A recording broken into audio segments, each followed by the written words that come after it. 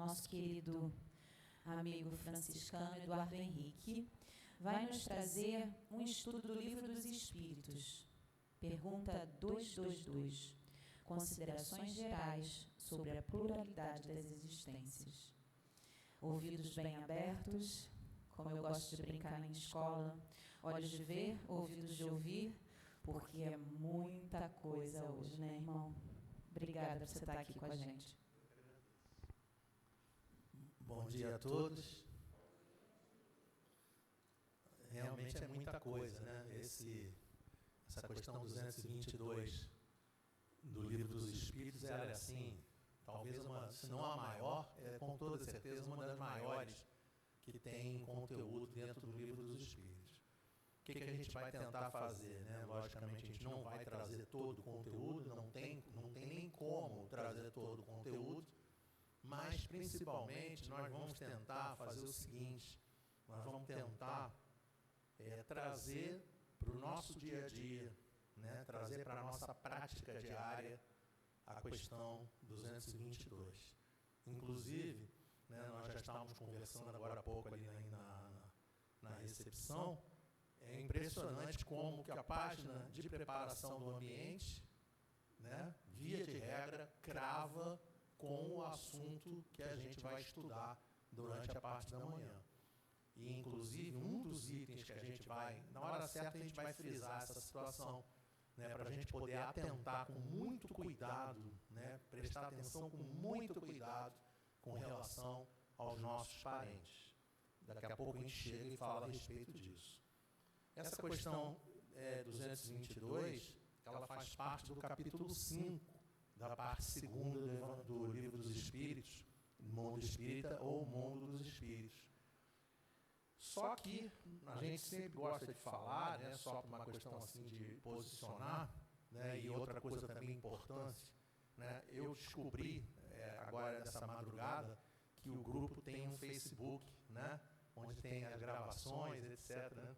Então o que eu vou pedir para vocês depois, da mesma maneira como tem a consulta aí do grupo do WhatsApp, né, depois eu vou passar os slides desse nosso estudo, né, distribuir para todo mundo, botar no Facebook, colocar no grupo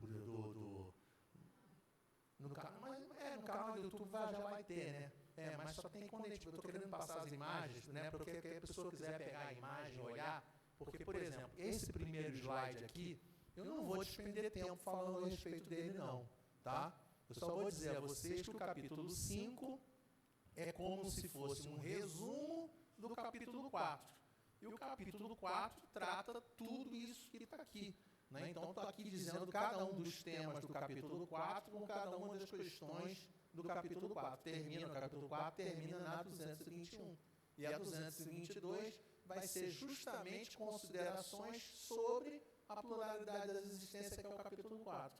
Tá? Então, só para a gente poder saber disso, que o capítulo 5 é um resumo super resumido do capítulo 4. Se a gente quiser entender da melhor maneira possível o capítulo 5, tem que estudar o capítulo 5 e tem que estudar o capítulo 4. É muita coisa, tá? O que ele vai trazer para a gente de interessante, né? Como todos os trabalhos que nós temos procurado trazer para vocês, o que eu faço?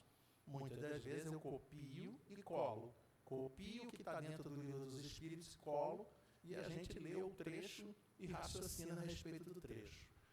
Ele começa o 222 dizendo assim: o dogma da reencarnação, dizem algumas pessoas, não é novo, foi ressuscitado de Pitágoras.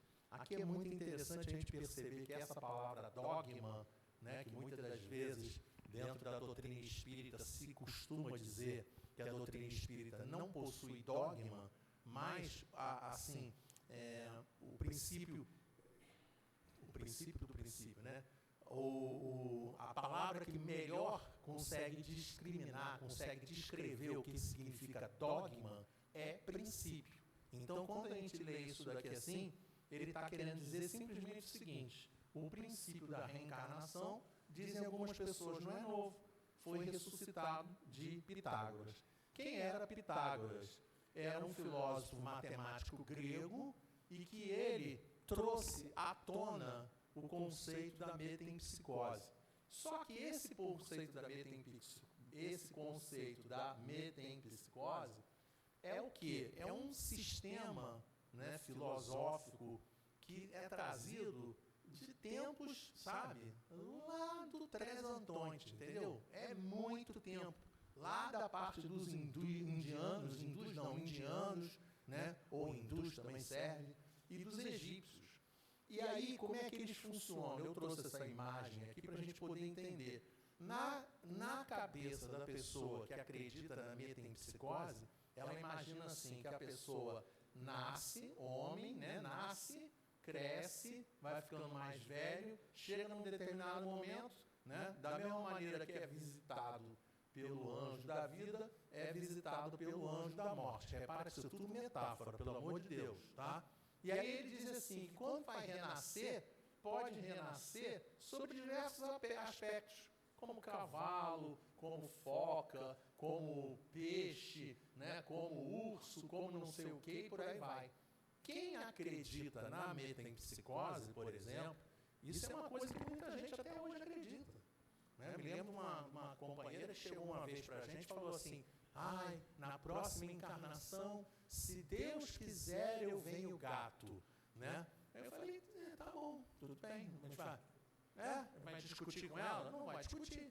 Tá? Se a pessoa acredita isso, eu vou dizer, não, mas não é assim que funciona. Não vou falar nada. Se a pessoa acredita isso, deixa a pessoa com a crença dela, não tem problema nenhum. E repare o seguinte, que quando nós dizemos essa frase, nós não estamos nos colocando acima do bem e do mal. Não é assim, ela, tadinha, acredita nisso. Não, ela acredita nisso, ponto. Da mesma maneira como outras pessoas acreditam em coisas diferentes, da mesma maneira como algumas pessoas preferem cada um o seu partido político, como cada um prefere seu prefeito, seu presidente, cada um prefere seu time de futebol, cada um prefere o que bem entender. Cada um de nós temos a lei de liberdade regendo as nossas vidas. Mas, para a doutrina espírita, né, a doutrina espírita é uma vez a gente chegando no reino dos homens, no reino hominal, não tem jeito. Nasce homem, morre homem, nasce homem, morre homem, e por aí vai. Tá? Essa é a grande diferença que a doutrina dos espíritos dá. Então, quando a gente pega que a metempsicose, ou que a doutrina espírita é uma continuação da metempsicose, a gente prefere utilizar a palavra que ela seria uma adaptação à metempsicose. O que importa a gente perceber nesse momento? Que lá dentro do livro ele diz assim, ao ensinarem a pluralidade das existências, os espíritos relembram uma doutrina que nasceu nas primeiras idades do mundo e que se conservou no íntimo de muitas pessoas até os nossos dias. Isso é muito interessante a gente perceber, porque, de alguma maneira ou de outra, a gente tem dentro de nós guardada esse tipo de influência, esse tipo de informação. Tá? Assim, a gente cansa, né? Não é uma ou duas pessoas, não. A gente cansa de ver pessoas que são evangélicas, pessoas que são católicas, que são religiões que indicam a questão da vida, né, única na Terra, e a pessoa chega na maior tranquilidade no mundo e fala assim, na próxima encarnação eu quero fazer não sei o quê. Tá? Por que a pessoa diz isso? Ela está dizendo isso porque a doutrina espírita está influenciando ela? Não, não é isso não. Está dizendo isso porque lá no âmago da pessoa, de alguma maneira, ela tem essa informação brotando dentro dela. Por isso até que eu coloquei essa imagem aqui da árvore, né? Porque a imagem da árvore, ela simboliza, e Jesus utilizou essa metáfora em vários momentos, a imagem da árvore, ela simboliza a nossa oportunidade de nascimento. E por que a árvore? É porque a árvore, lógico, né? Aí a metáfora é causada em cima, é criada em cima das árvores frutíferas, na grande maioria das vezes, né? Árvores que vão criar sementes que vão se reproduzir. Então, essa é a situação. A árvore pode morrer, mas essa árvore que morreu vai muitas das vezes gerar um outro fruto e que vai nascer, né, dando continuidade a uma nova árvore que foi fruto da árvore anterior, né? Metáfora, né, maneira de alegoria de tratar o assunto. De qualquer maneira, para nós é muito importante esse tipo de alegoria, porque no nosso dia a dia, muitas das pessoas, e a ecologia hoje em dia está, assim, é assunto do momento, né, a questão da ecologia, e muitas das pessoas dizem assim, nós precisamos nos preocupar em cuidar do mundo para os nossos filhos e os nossos netos, né? A gente cansa de ver esse tipo de situação. Só que nós, espíritas, podemos reconstruir essa frase entendendo na reencarnação que nós não vamos criar e não vamos cuidar, né? Não vamos criar um mundo melhor e não vamos cuidar de um mundo cada vez melhor para os nossos filhos e os nossos netos. Sim, para os nossos filhos e os nossos netos, mas, sobretudo, entender que nós, muitas das vezes, vamos reencarnar no próprio planeta que a gente está vivendo. Então, né, é a questão de lógica, né? Se eu quero ter uma melhor situação no futuro, nada melhor do que eu agora começar a cuidar para poder ter uma situação melhor no futuro. E aí entra numa situação interessante que Kardec, né, originalmente, essa pergunta aqui eu ia trocar com as pessoas, né? Mas eu já até preenchi a resposta, né? Porque nós dentro do Centro Espírita, né, não tem nem muita dúvida a respeito disso, né? Por exemplo, vocês acreditam que a reencarnação existe? Quem acredita que a reencarnação existe, levanta a mão, por favor. Quem acredita, levanta a mão. Vocês prestem muita atenção ao nosso expositor, Dayan, tá? O expositor perguntou, quem acredita na reencarnação, levanta a mão. E as mãos do expositor estão abaixadas. Por quê? Porque o expositor não acredita na reencarnação.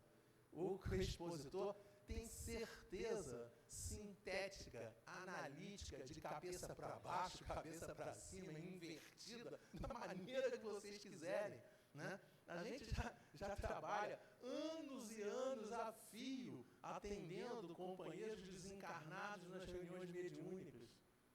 A gente recebe provas inequívocas, centenas e centenas e centenas de vezes dessa influência dos espíritos dentro das nossas vidas. Então, né, e a gente vê hoje em dia, graças a Deus, nossa, que coisa maravilhosa, né, YouTube, né, YouTube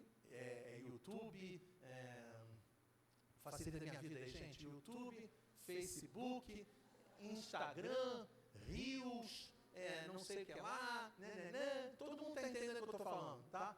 Ó, assim de vídeo inútil, tá? Mas assim de vídeos úteis. Tem um monte de vídeo inútil e tem um monte de vídeo útil. O que vai determinar, né, o Instagram é uma coisa maravilhosa. O Instagram talvez seja uma das mais importantes aulas de doutrina espírita na prática que a gente pode ter no nosso dia a dia. Tá? Estou falando isso, a pessoa está olhando assim e fala assim, e eu, hein? Que o cara fala um trem desse. Mas eu queria dizer a vocês o seguinte, o motor de busca no Instagram, ele funciona assim. Se você pesquisa a Anitta, ele vai te mostrar 500 de vídeos da Anitta. Se você pesquisa reencarnação, ele vai te mostrar 500 vídeos de reencarnação. Então, nós podemos selecionar a nossa atmosfera espiritual e nós podemos selecionar qual é o tipo de vídeo que vai chegar para a gente no dia a dia. Então, a gente pode escolher vídeo de aulas de português, aulas de inglês, aulas de francês, de doutrina espírita, de arroz doce, como é que é? De culinária, de receita. Gente, é muito legal, cara. É muito legal. E dentro dessa parte de doutrina espírita, é impressionante. Uns projetinhos, a gente pode falar assim, projetinho de gente, porque o menininho deve ter tipo 2 anos, a mãozinha, sabe aquela mãozinha gordinha ainda, sabe? Que tem carninha aqui em cima. É uma coisinha assim, né? Mas é uma coisa impressionante. Mal consegue mexer com os dedos direitos. E o cara está tocando piano, tá? Ele não sabe ler, ele mal sabe falar. E o cara toca uma sinfonia ao vivo e a cores para quem quiser olhar. Tá? Hã? Não, é ele. É ele. Aí é que está a questão, é ele.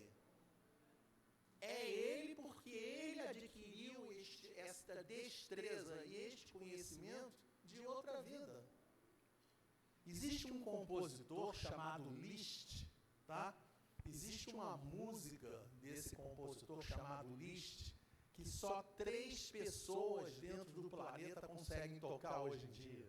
Olhem isso, gente. É uma composição que 3 pessoas podem e conseguem tocar.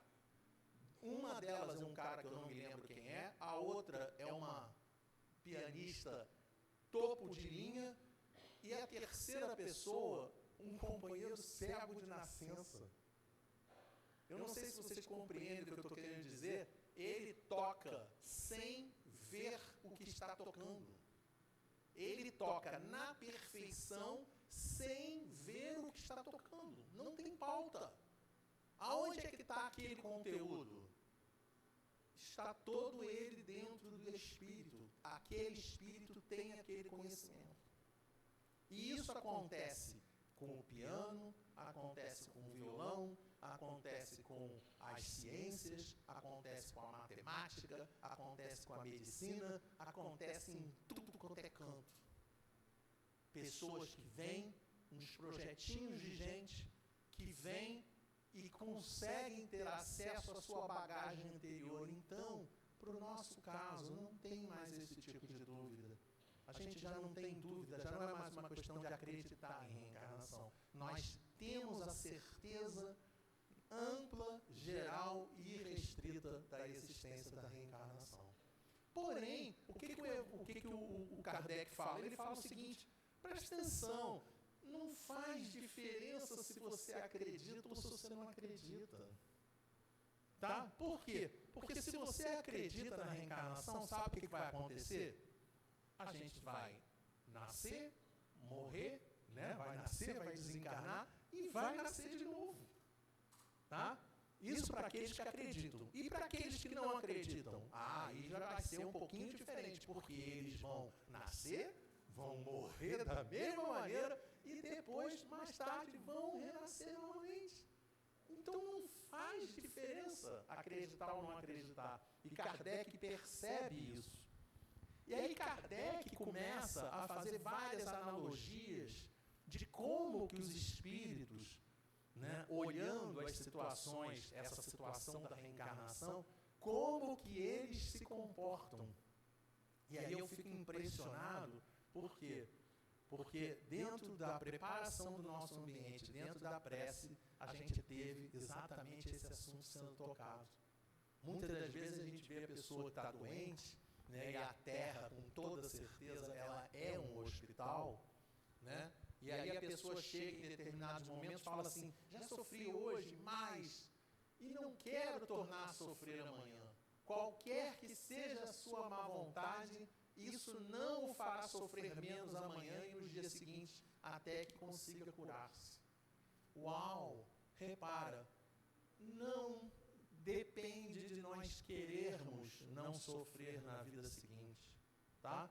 Tem gente que fala assim, né, às vezes é a esposa conversando com o marido, às vezes é o marido conversando com a esposa, fala assim, na próxima encarnação, se Deus quiser, eu não vou encontrar você novamente, tá? Não é assim que funciona, tá? E na próxima encarnação, nesse momento eu estou com uma doença, na próxima encarnação, se Deus quiser, eu não vou ter mais essa doença. Não é assim que funciona. todas as coisas que nós passamos, diga-se de passagem, o Livro dos Espíritos é muito claro a respeito disso, o gênero das provas que nós passamos, nós mesmos decidimos. Ou de uma maneira direta, ou de uma maneira, né, tutelada por nossos anjos da guarda, por espíritos protetores e por aí vai. O que importa é entender que a regra é que nós voltaremos ao hospital até estarmos totalmente curados. Tá? Por que eu coloquei a imagem daquele menininho lindo ali assim? Porque quando eu olhei a imagem desse menininho lindo, eu pensei assim, aquilo ali é a imagem de simplicidade. A imagem que Jesus falou para a gente de maneira muito clara. Ninguém chegará ao reino dos céus se não tiver o coração de uma criança. O que é um coração de uma criança? É um coração sem preconceitos. É um coração sem pré-julgamento. É um coração sem, sabe, né? Não tem, a criança, se você quiser, uma das coisas mais legais que existem, né? Isso eu posso dizer que eu tive a belíssima oportunidade de cuidar de um orfanato em determinado momento da minha vida, e a maneira que eu tinha de cuidar do orfanato era a seguinte, eu dava incertas, tá? Eu chegava às 7 horas da manhã, 8 horas da manhã, 9 horas da manhã, 11 horas da noite, 10 horas da manhã, 4 horas da tarde, todos os horários do dia eu passava lá no orfanato. Para quê? Para olhar o rostinho das crianças. Todas as vezes que eu cheguei lá, menos uma oportunidade, que o erro foi meu, as crianças estavam sorrindo. Então isso significa que elas estavam sendo bem tratadas. Porque a criança, ela é transparente na maneira de ser. E aí, o que a gente anotou aqui embaixo? Olha o que a gente anotou aqui. Francisco de Assis. Por que a gente notou Francisco de Assis? Porque voltaremos ao hospital até estarmos totalmente curados. É preciso compreender que o processo de cura dói. O processo de cura não é simples. Se você pegar a vida, né, do aniversariante do dia, né, Divaldo Pereira Franco, se você pegar a vida e ler a vida do Divaldo Pereira Franco, a gente fica assim, ó, tá? Eu vou contar uma coisa para vocês assim muito particular minha. Eu sou espírita antes de ter internet. Não tinha internet, eu já era espírita. Você também, né? Lembra disso? Que legal que era? Né? A gente não tinha nada disso, não tinha vídeo, não tinha computador, não tinha internet, não tinha nada disso, gente. Era muito engraçada a vida naquela época, gente. E aí eu vou contar uma coisa para vocês. Eu olhava o Divaldo, e aí eu olhava o Divaldo e ficava pensando assim, sei lá, cara, esse cara é esquisito, né? Esse cara é muito esquisito, esse cara é muito cheguei, esse cara é muito apresentado. E aí comecei a criticar o Divaldo. Nossa, gente, a minha lista de críticas ao Divaldo preenchia uma folha assim. E aí o tempo foi passando, começou a ter internet, né? Graças a Deus veio a internet, né? E aí eu fiquei pensando a respeito de... Alguém aqui é pai ou mãe? Pai ou mãe? Quem é pai e mãe, levanta a mão, só para eu saber. Quem tem um filho, levanta a mão. 2 filhos, 3 filhos, 4 filhos. Ih, caramba, ficou cada vez menos, né? Pergunta, criar um filho é difícil? Tem que falar para poder ouvir. Criar um filho é difícil? Criar 2 filhos é difícil? Criar mais de 4 filhos é difícil? Nossa, muito difícil. Aí eu pego na internet, o Divaldo tem mais de 800 filhos. O Divaldo tem mais de 800 filhos. E aí quando ele diz essa entrevista, ele diz assim, mas hoje eu já tenho mais de 800 filhos, um monte de netos, um monte de bisnetos. 92 anos, 97 anos, 97 anos. Então, vocês estão percebendo a dinâmica? Na hora que eu olhei aquele número, e eu quero contar a vocês que eu tive 3 filhos e que foi muito difícil cuidar dos meus 3 filhos, todos adotivos. 800 e tantos filhos adotivos. É a coisa de deixar a gente maluco, gente. A gente fica olhando e fala assim, entendeu? Um cara desse, ele tem que estar acima do acima, entenderam? Tá? Só por esse tipo de ensinamento que a gente está falando. E quando você pega espíritos da magnitude, por exemplo, de um Francisco de Assis, a gente não consegue ter a magnitude de um Francisco de Assis. A gente precisa ir na biografia do Francisco de Assis para saber que há 800 anos ele conseguiu reunir mais de 200 mil seguidores.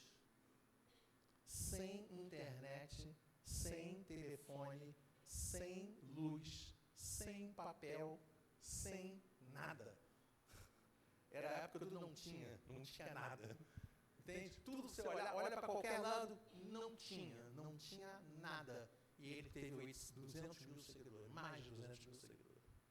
Então isso mostra, e vocês imaginam o tamanho da dor que a pessoa precisa ter, o tamanho do sofrimento, o tamanho do envolvimento de desempenho, de descarga emocional, de esforço, de dedicação, para poder conseguir chegar nesse patamar de totalmente curados.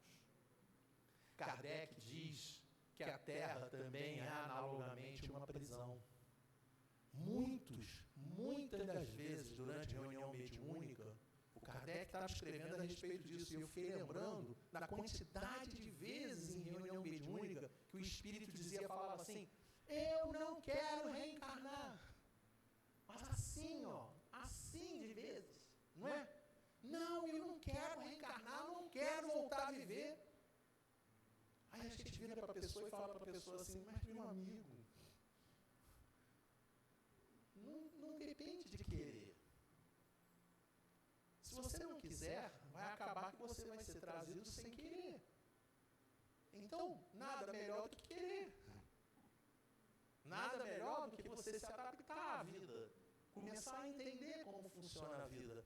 E aí, Kardec pega e diz assim, que nós retornaremos à prisão até nós termos quitado todas as nossas dívidas. Aí, mais uma vez, eu olhei 2 crianças lindas. Eu falei assim, ai, gente, que lindo esses 2. Olha o olhar desse menino, gente. Olha o olhar desse menino. Não importa, não tem sexo, o espírito não tem sexo. Se você achar que é menina, está tudo certo entre nós. Não tem problema. Você tem quantos anos? 12 anos. Posso te contar uma coisa? Pai e mãe não tem sexo. Entendeu? Filho não tem sexo. Filho é o quê? É filho. Entende? Só assim que a gente vê. E é dessa maneira que eles encaram o mundo, é assim que eles veem o mundo. Criança vê o mundo dessa forma. Eles olham assim, ele olha assim, pessoa.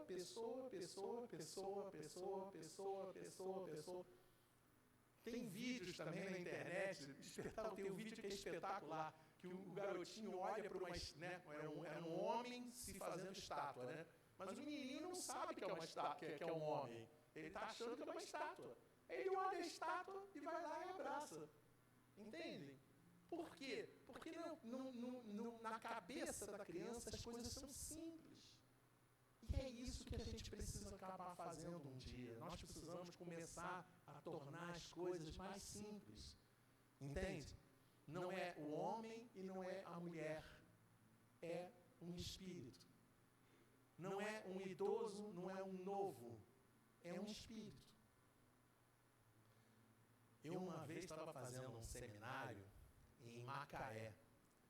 E aí esse seminário, mó barato, muito legal o seminário, um monte de gente dentro da sala. E aí eu falava a respeito desse assunto aqui, a respeito da volta dos espíritos na vida corporal, né?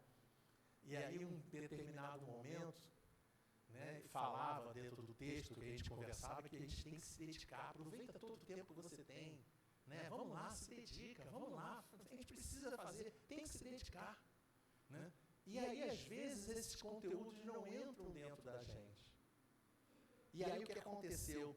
Num determinado momento da exposição, levanta o senhor que era de maior idade dentro daquela sala, levanta a mão e fala assim, seu Eduardo, olha o detalhe, hein? Eu, um moleque, né?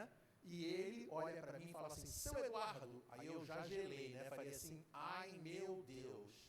Aí ele disse, posso dizer uma coisa? Eu falei, claro que o senhor pode. Eu tenho 84 anos e estou no 4º período de Direito. Estou cansado.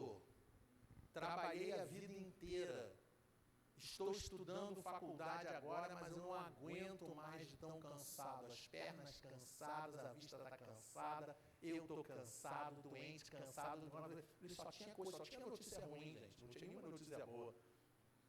E na hora que ele falou tudo aquilo, eu olhei para aquilo e fiquei assim, gente, aquilo é uma dor legítima.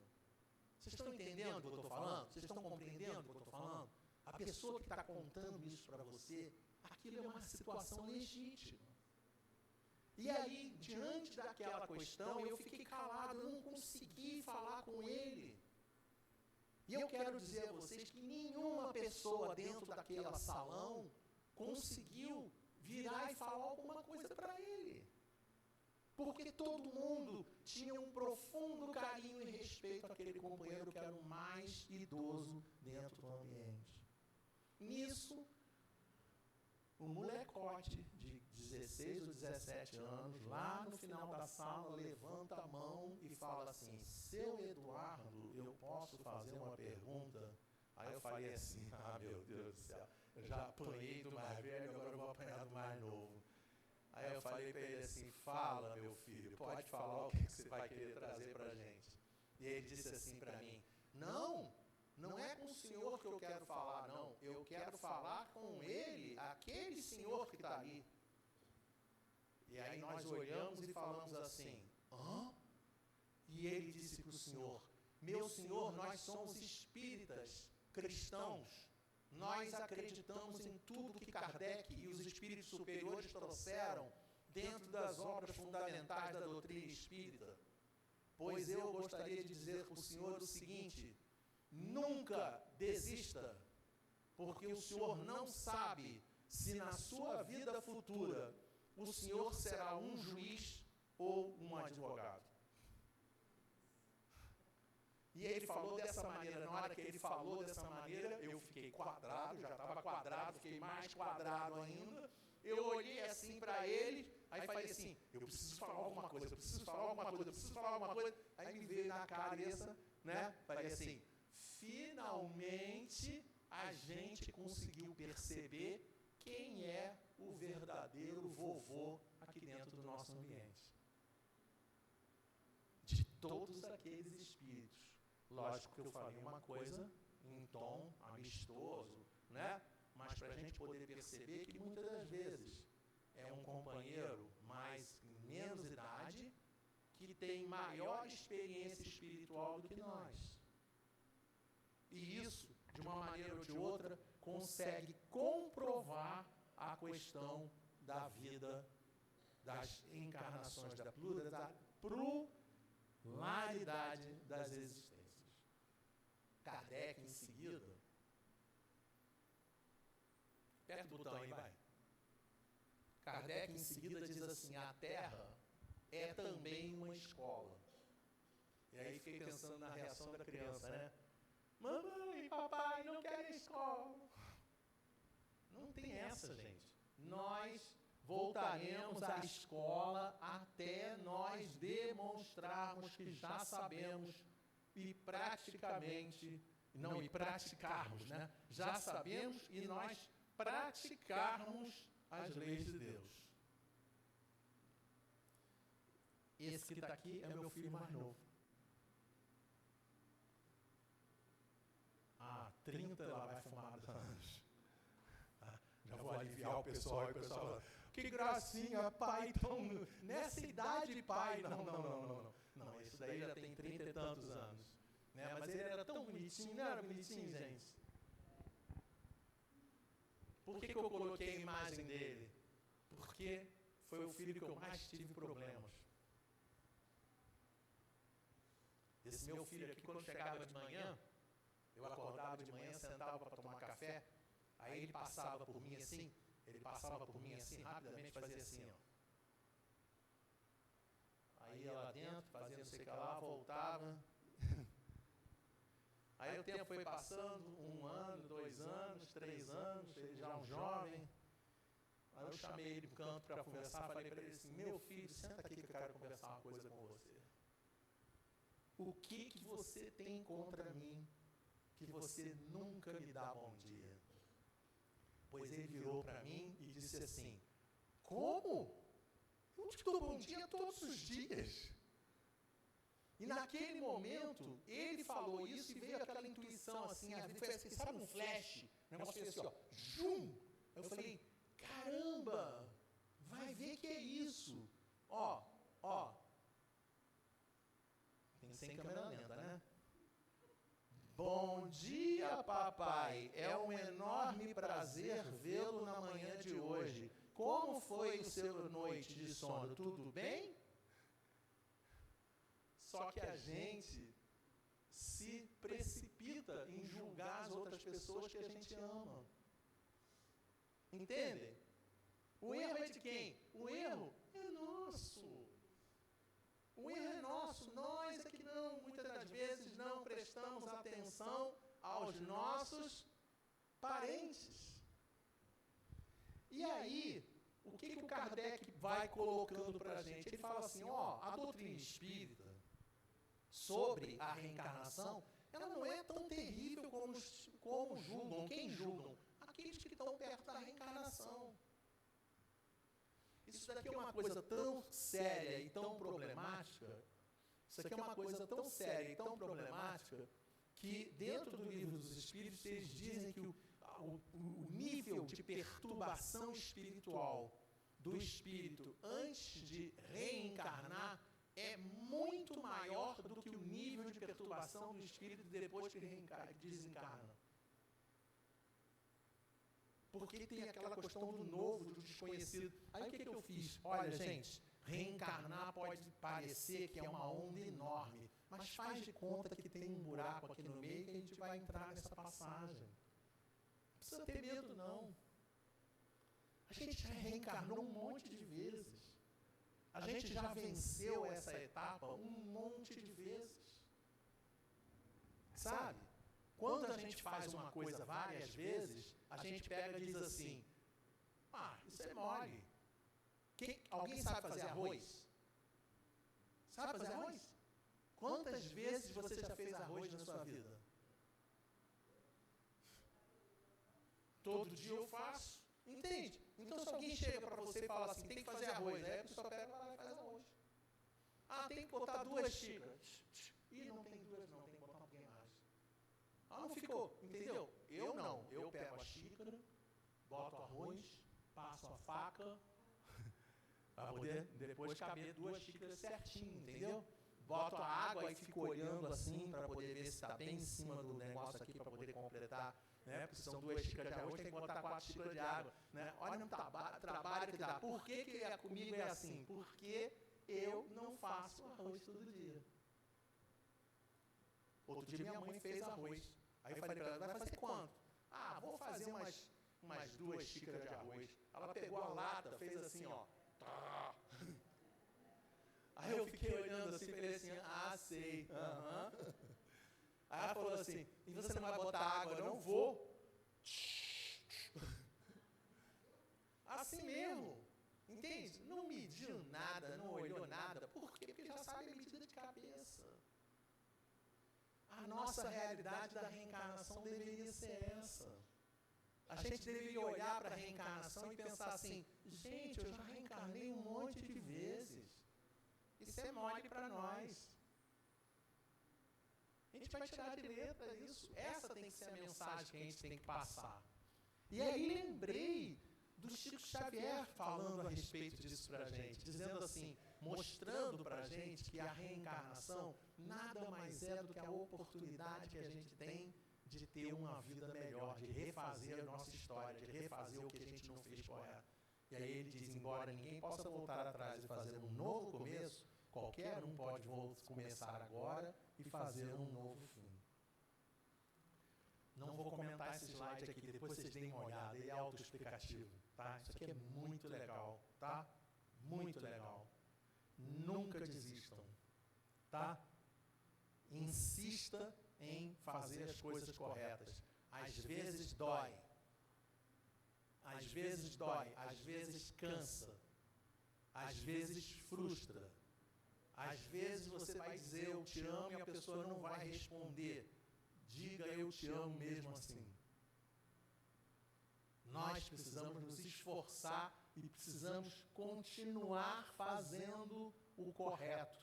De novo, de novo, de novo, de novo, de novo, para poder ter o nosso sucesso. Jesus lembra para a gente que isso não é uma construção do acaso. A cada um segundo suas obras. Kardec também trouxe que a situação dessa nova existência depende delas mesmas quem? De nós mesmos. A nova existência será feliz ou desgraçada segundo o que tiverem feito neste plano. E podem desde já elevar-se tão alto que não mais deverão temer nova queda no lodaçal.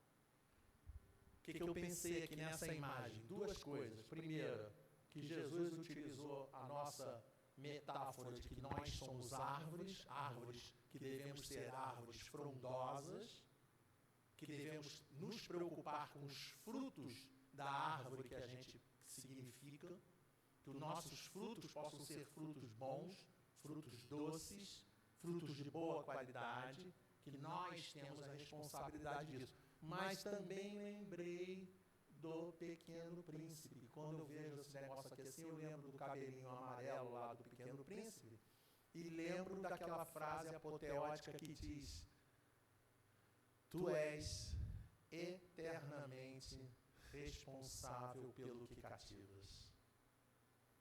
Então, que nós possamos nos esforçar em cativar aqueles que estão ao nosso lado, independente de serem nossos parentes ou não parentes. Por quê? Porque Kardec, um pouco mais adiante, essa aqui é uma outra frase falando a mesma coisa, tá? Um pouco mais adiante, Kardec ensina que todos nós somos iguais perante a lei. Mas a resposta da situação que a gente vai viver nas nossas vidas depende diretamente do nosso comportamento hoje. E aí, lembra, Kardec diz assim, que eis uma imensa fortuna que podereis gozar, sendo, porém, necessário trabalhar rudemente durante 1 minuto. E aí eu coloquei assim, porque ele no texto continua dizendo assim, né, dentro dos pensamentos que ele fala assim, se você não quiser pensar em 1 minuto, pensa em 2 minutos.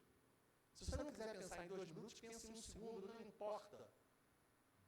Para nós, esse tempo é assim, ó.